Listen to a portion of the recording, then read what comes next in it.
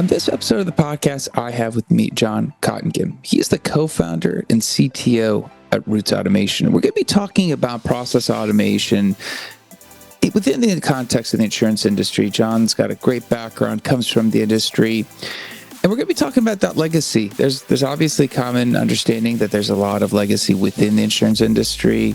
Modernization's happening. You have to understand those processes to understand what should be touched, what should not be touched, and how do you take advantage of advanced technologies? Like, how do you put these GenAI models into place? And I'm excited to have John on and talk about all this and see where Roots Automation fits into this dynamic. John, thanks for being on the show. Yeah, well, first of all, thanks for having me. Really appreciate it. Absolutely. All right, Roots Automation. Obviously, I hinted you guys do something in the insurance space, but I'd love for you to tell the audience what you guys do. Fantastic. So Roots Automation, the big picture is that we build, train, and host what we'll call digital coworkers for the insurance industry, powered by our leading generative AI technology. We call it InsureGPT.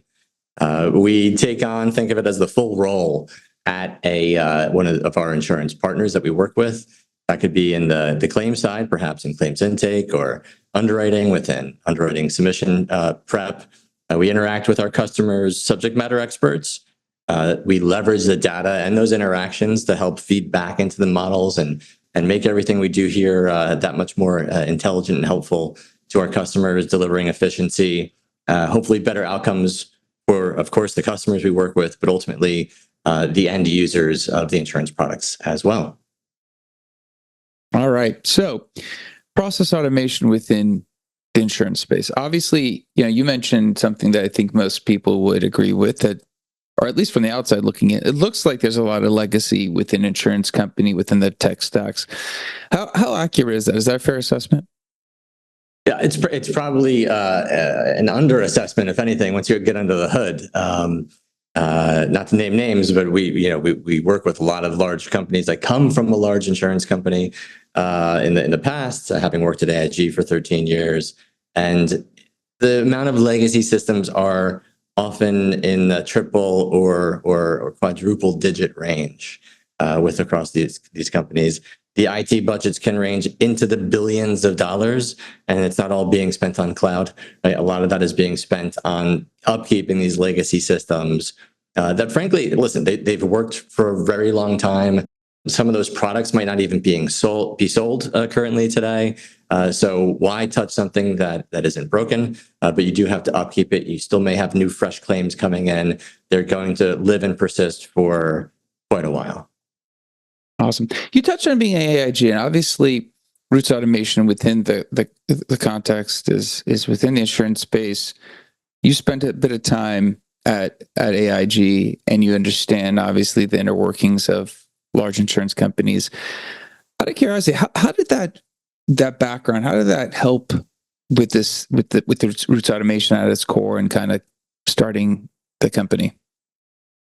Yeah, so it's probably just worth mentioning kind of how I made my trajectory through the career there briefly, which is having come from front office and worked my way into let's say the middle and the operations space, and then ultimately the back end and IT space. So I think the first way to improve is to recognize where the challenges are. And I did that early on in the career, having been an underwriter, seeing and working with the systems that were in place, also being intimate with some of the attempted improvements as well around those systems, which led me to get into internal consulting and finding the challenges across the company. That was really the job, was to find those challenges and ultimately solve them. Some of the challenges were people-oriented, but more and more over time, we started to focus on how to leverage technology to solve those challenges, which led me to take over a process automation team, leverage some of the, now kind of think of it as legacy process automation software to layer on top of those systems, and ultimately solve some of those challenges in situ without trying to rebuild systems on top. But intimate knowledge of that. And I would say there's nothing special, right, about the experience that I had there at AIG. When we chat with customers today, it's a common tale. And I think our our understanding of it, our ability to talk to it, and know our customers' pain, if you will, is one of the reasons why they're so gracious and let us into their door and help collaborate and try to solve the problems today. Awesome. Yeah, I mean, I think when you're able to have that on the ground understanding baseline, I think everything changes quite a bit as you're building out your company. When you're looking at the insurance industry and you're looking at advanced technologies, I guess the conversation with a lot of people that I have on is about data and data quality and the imperfections in data to be able to do more with it. And I don't know what that more is yet. I think people are still trying to figure that out. But from at a baseline, and you're kind of looking at the insurance industry and data, the opportunities you mentioned, obviously lots of data, lots of legacy. In terms of taking advantage of that data, kind of walk us through where the state is of just general, broadly speaking, in the insurance industry. Are you seeing companies that are able to take advantage of advanced technologies? Are there issues with their data? Are they still building foundational pieces? Kind of what are you seeing? Insurance is an interesting space because outside of maybe the most simplistic car insurance that's out there, which might have a fairly straightforward process to it and data process as well, the property and casualty industry, which we focus a good deal on, it's done in a fairly traditional way with emails and attachments, lots of different free-form documents and more rigid documents. Rigid documents with attachments to them because the forms didn't satisfy the needs that they were originally developed for. So there's just these layers of complexity to it. And the standards from a data capture standpoint, there really are none across the industry. So with that, every time we step into a new customer and discuss data and their data quality, there's no understanding of what the data points are, what format they should be in, if there's a completeness of capture, whether those data points were captured from structured documents or perhaps layered in over a series of phone conversations because there were gaps in the data. And so this is all to say, it is extremely challenging to ask somebody who isn't intimately aware of the data challenges to take one of these, let's say, hyper new and very impressive technologies and think that you could layer that on top of maybe some documents that already exist here, information that exists in other systems over there, and think that you can get a production grade solution out of that. The other comment I'll just have is that this has been borne out of what was probably a decade or maybe up to 2 decades attempt at building something called data lakes at these large companies, trying to house their data in a single location to be leveraged across products or across use cases. That I'll put sort of the stake in the ground has largely gone to waste because of the data quality issues that you see there. We spend a lot of time in education of data quality and how we manage and deal with that with these AI technologies as we get into the projects with our customers. So it's a huge part of the education and how we become successful ultimately with these projects. Absolutely. I guess there's 2 components that we're kind of talking about. One, obviously, data quality. Other is automating a process, identifying that process. Obviously, whatever happens within that change to that process will potentially have, implications to the data, what's captured, the amount of data that will now be usable post-process within an automation. As you're kind of looking at that opportunity of going, well, I do understand there's a lot of processes that can be optimized, automated, and there is an impact to data. How do you kind of balance that? Because obviously we do sit on a lot of data. We want to improve processes. There's areas to automate. I guess there's maybe 2 questions in there. One is, how do you identify what's to be automated? And secondly is, do we worry about the legacy data as we're going through those automations and changes? Yeah, and I think inherent into your question is also maybe talking, do we worry about the legacy process as well in there? So just to start at the beginning, right? Maybe we'll just say, let's take the first one, which is what should be automated? Where should we go and tackle this? I think what I'd say is the number one mistake people make is to find something that is intriguing, but not too impactful.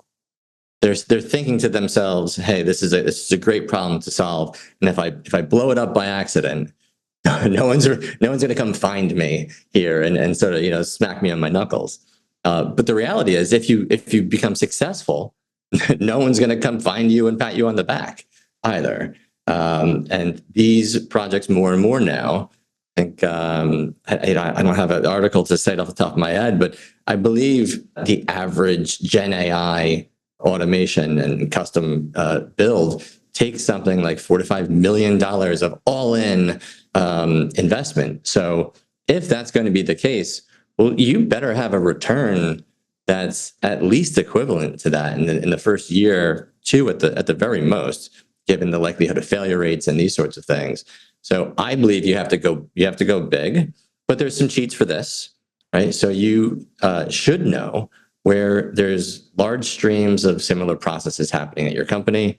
My hack is there's often teams with the very name of the process that they're running, right? So there's likely a claims intake team, the whole group of people, they're specialists in this one piece of that process.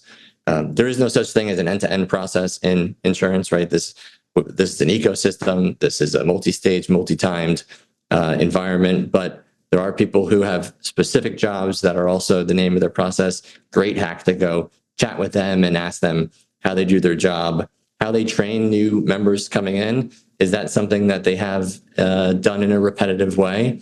And right, something like the legal team, okay, it might be obvious what they do, but how they train people on the way in, well, they send them to school for 8 years first. And this is not your opportunity. You're going to want something that is explainable, that's high volume, and that's high impact for the company. That's the first way I would find the processes to look at. I guess you mentioned something interesting about, there's a team that identifies with that process. They're probably responsible for data quality. The data flows someplace else. The data gets ingested and is used in further things. Who knows how far down process it goes. But when you're kind of looking at, and we touched on data quality, and we're looking at some of the issues that exist, it certainly seems like, obviously, if you're automating something, you get a chance to have a little bit of a green field if you want and have a clean slate, which is gift and a curse, because obviously you can go, okay, now I can get things the way I need them, how I'm going to use this data downstream. But I guess you lose the volume of data, the historical context. And I mean, obviously that's a gap. I think this is going to be something most companies deal with that are looking at AI, Gen AI solutions. It's not a one size fits all, but I am just kind of curious, as you have seen a lot of these process automations go through, how do teams typically deal with that data potentially losing and truncating some of the history? Is it something that's even that they should be looking at, or is it, work with the data best you can to salvage what you can in a new automation, a new process? Yeah, so it's twofold. One, there's data looking back, and then there's understanding how data moves and changes in the future. There's no reason you should be only looking at go forward data. There's a process that hasn't changed immensely over the years, most likely, that you're going to be looking at. There's good data there. Now, data quality may be suspect. One of the most frequent things that we see is that the process has been updated and tweaked over the years, sometimes to the point where even the experts in that process disagree with what the ground truth answer should be on something. So, for instance, there would be, if we're doing a classification of documents, for example, an invoice for a medical bill, there might be a medical document type, there might be an invoice type, now this medical invoice is really going to straddle that line. And so somebody somewhere has an opinion about where that goes, but you're likely to see some confusion in the data. And if you're fine-tuning a machine learning model on top of this, well, now you have a little bit of fuzziness. You have a lack of confidence in there. And what that'll mean in a practical sense is that as we're setting up these solutions for our customers, we're raising up those questions. So now you have the oracle, if you will, pointing out where the confusion lies within the process. Often it was likely born out of one mistake in the past or one incident in the past, and that category got bolted on for a reason that is probably lost to corporate knowledge at this point. So you do have the opportunity, I would say, to go back and review the sensicalness of these processes, of how we categorize, and almost always, I don't think I've ever seen it go the other way. We are simplifying the way that the teams do business when we collaborate and work together. That said, almost never do we really change a process. I think there's a lot of overreach that happens, particularly when teams are internal to a company that are looking to improve processes, where they go to process change first, process optimization, process design. We have almost the luxury, being a third party coming from the outside, to say my change management heft at this customer of mine is going to be very small from the outside. And that gives me the pleasure to say, I'm gonna fit into your process. I'm not going to be scary in the sense of I'm not going to ask your SMEs to change the way they work. I really want to be able to slide into there, collaborate with those SMEs, make their day better without asking for too much from them. And I think that's a great way to work. If you're going to design a new system and put in a new process at some later point, that's fantastic. But if we're looking to gain improvements and traction today, which a lot of insurance companies are helping to improve that expense ratio, let's keep it in situ and let's get the benefits out of it today. Interesting. As you were mentioning, you mentioned the bolt-on to process to account for something, and I kind of was thinking about, obviously on the engineering side, there's a notion of tech debt, which are decisions made in the past to address whatever needs were required. Right now, we're going back and kind of inspecting those and going, well, you could have made a better decision. A lot of hindsight, and I guess there is a lot of reactive process debt. Something goes wrong. Well, let's fix it by doing this, and maybe we don't identify the core issue of that process, and then we just go on and we build on. And I'm just assuming this is what happens when it's, let's say, just talking about in the insurance industry, a lot of processes that, hey, we saw this slip through, let's fix it, let's add this on. No one's really going back to look at that, previous process debt to go, did we address this? Do we still need this? Or are we just, layering on another piece of the process on top? And then you got this whole Frankenstein type of thing where now, as you kind of been talking about, it's very complex, very difficult. The data quality suffers because of it. It's not easy to manage. And as you're looking to simplify these things and you're looking to rip these things apart, when you're looking at user adoption and you're talking to people that have gotten comfortable doing things inefficiently, right? They've gotten really good at inefficiency. And that's kind of how these things sometimes roll out. How do you work with them? Because obviously they know there's pain there, but they're just not used to it. How do you work with them to help them go through that adoption process to really use the new process and not do what they previously did? The way that we engage and work with our customers, I think, is a bit unique in the industry, in the sense of we're not providing tools for a toolkit. We're not looking to improve one component of the process or one aspect of it. What we're looking to do is really slide in there and be able to do as much of the end-to-end process as is possible. We're looking to kind of pick that low-hanging fruit off, but do it in a way that is completely sight unseen, right? So unlike a lot of the generative AI solutions that you know of well, those are chatbots that are meant to be kind of paired with somebody in a very active way. But these digital coworkers, you could think of them as remote employees, logging into systems, finding work, and only when challenges arise are they raising that up to the subject matter experts at the customer, asking for feedback, asking for an opportunity for improvement through there. And so our goal is always to improve quality of life for our customers, SMEs, and not to have them essentially have the option, to make the option, need to have that cognitive thought process of, do I use this digital coworker in this instance or not? Because the digital coworker is always ahead of the process, trying to set up that underwriting file as far along as it can get it successfully and confidently, and then hand off something that looks 80% ready for production, 80% ready for the then cognitive work to be done by the human team. With that, you see like these amazing little nugget, stories that come about where like a hurricane happens in Texas, and the claims team is expecting to show up on Monday with just a crazy backlog of claims that need to be just acknowledged that they came in, so the customers for the insurance company feel heard, right? And they're going to get set up with an adjuster and move forward. But now the digital coworker has found that 70 to 80% can be handled straight through. Those claims are acknowledged. Folks come in on Monday, and all of a sudden it's not this mad rush panic, or the overtime doesn't need to happen.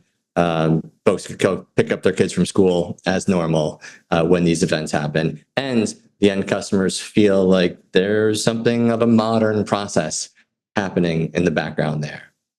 If you treat it in this fashion of augmenting the workforce, of prepping and preparing for the cognitive work to happen, that's a great way to think about how we can benefit the team, but also then benefit the end customer and make it feel like a modern process again. Interesting. I guess as you guys are working hand in hand and you're seeing these advanced technologies, GenAI, other technologies companies are trying to in the insurance space leverage.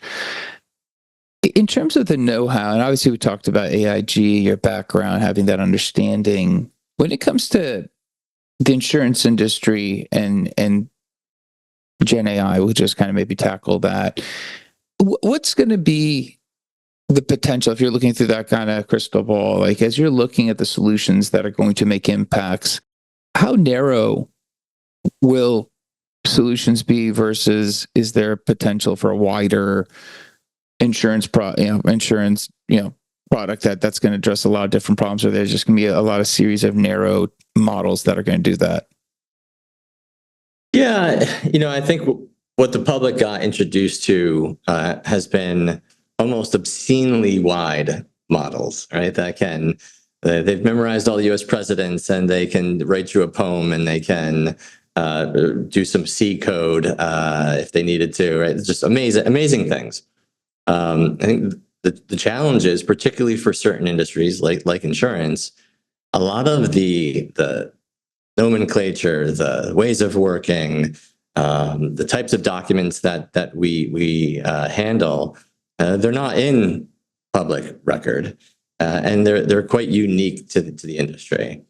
I think of this much as the way that we don't think about going out and hiring the absolute general smartest person we possibly can. We want to hire somebody who's a 10 or 20-year vet in the industry.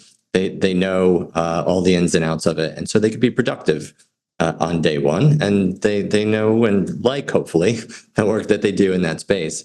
What we're absolutely seeing and what we're focused on here at Roots is delivering a more narrow AI in the generative AI space. That enables us, and we're extremely focused on fine-tuning these Gen AI models on our proprietary insurance data sets such that they become narrow experts. Maybe we haven't really checked. They might have forgotten who the 13th president is at this point, but they understand what retention means on a deck page of a D&O policy. So this is where they need to be. We also expect over time, even within our own solutions, that will be separating underwriting and claims Gen AI algorithms, because even they have different ways of speaking about the same document, and that's actually it's really interesting.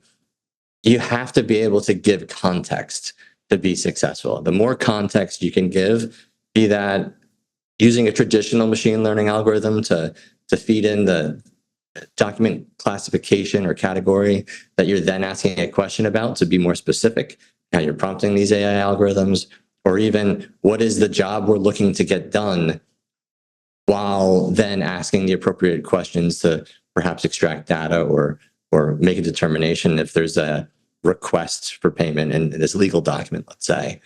So narrow AIs will certainly be the way we go. A web of narrow AIs one day might run a good bulk of an insurance company. And that orchestration layer is something that when people are POCing these solutions, often are not ready to tackle or thinking about, because that's going to be a huge part of the ecosystem in the next 5 years. Is how do we orchestrate all these AIs? How do we continue to make sure they learn and keep up with the changing data and knowledge ecosystem? Because past data, past performance, right, is only so good. The world changes, new laws get enacted. Lawyers love adding new clauses into these contracts. So we have to make sure that we're ready for a changing world as well. Absolutely. Fascinating. Lots of moving parts. I'm sure as you're knee deep in it, you're seeing things move both really slow and fast at the same time. I wanted to thank you, John, for being on the show, chatting with us today.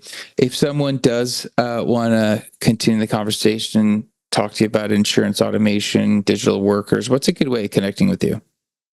Yeah, so best way is over email. I'm not the best socials guy, so simply john@rootsautomation.com comes right to me. If you want to chat with the sales folks, sales@rootsautomation.com will have a whole bevy of folks intrigued to talk to you as well. But if it's also just chatting about technology in the industry, I mean, it's moving so fast, and I absolutely love thinking about where it's headed, thinking about what the next 5 years in what's called the future of work looks like. So happy to have anybody reach out and have a chat. Awesome, John. Thanks again. Appreciate it. That's it for this episode. Be back again, different guest, different topic. Until then, two things. One, I think John kind of walked us through a couple different issues around dealing with quality of data, dealing with legacy processes within the insurance space, what's changing, how narrow AI is going to potentially be a part of that solution, and just a lot of moving parts. I think the insurance industry is seeing a lot of change, and will hopefully take advantage of all this data and really leverage some of this technology to do exactly what John has said. Share this with somebody else who might find this podcast episode interesting. Also, like, subscribe, comment, let me know how the podcast is doing for you. Until next time, thank you and goodbye.